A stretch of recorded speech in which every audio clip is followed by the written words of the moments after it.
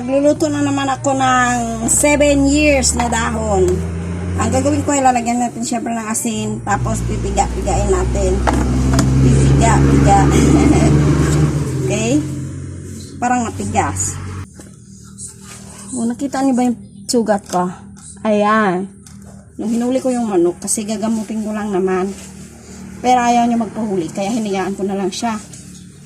Pero yung pinainom ko ng paminta, hindi talaga siya nabuhay kasi siguro late na yung aking paggamot sa kanya. Hindi ko naman kasi mahuli-huli. Ayan, okay na yung ganito. Okay na yung ganito. Ayan, ilalagay lang natin. Ayan, lalagay natin dyan sa aking harapan yung kawali.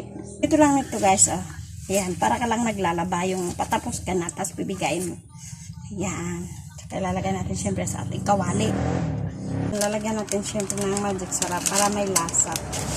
Yung ating 7 years. Kalahati lang to, kalahati. Tapos syempre yung ating luya. Hindi naman siya kailangan maliliit eh. Ayan. Okay, tapos tayo sa luya. Ayan, 10 pirasong tilapia, maliliit, cute size. O, diba? Yan yung ating ilalagay. Lalagyan lang natin siya ng tubig. Ayan. Isang baso.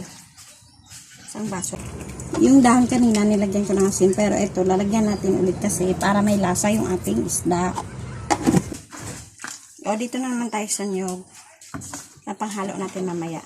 Pipigaan ko lang tapos umpisa na natin lutuin yung aking 7 years with tilapia. Naluto ko na to dati. Ngayon na ulit ako kapag kasi sinipag at saka hindi ako naglinis ng isda. Hindi ako naggayat ng 7 years na dahon. Ayan. Kaya sinipag ako. Ako lang nagkudkud ng lubi kasi isa lang naman. Kung marami, syempre, so i-ano na natin sa ikudkudan talaga na di kuryente. Sa pagpipiga naman, para pa rin naman yan naglalaba, o. Ubusin mo yung dagta. Okay? Nagbaga ko ng apoy. Nilagay ko yung cellophane para mabilis magsiga. Yan, lalagay na natin yung ating kawali. Yan, lagay ko yung ating kawali. Ayan, hantayin lang natin kumulo. Tapos, syempre, lalagay natin mamaya yung ating gata. O, ayan, yung ating gata na ilalagay mamaya. Ang tawag si Anik to?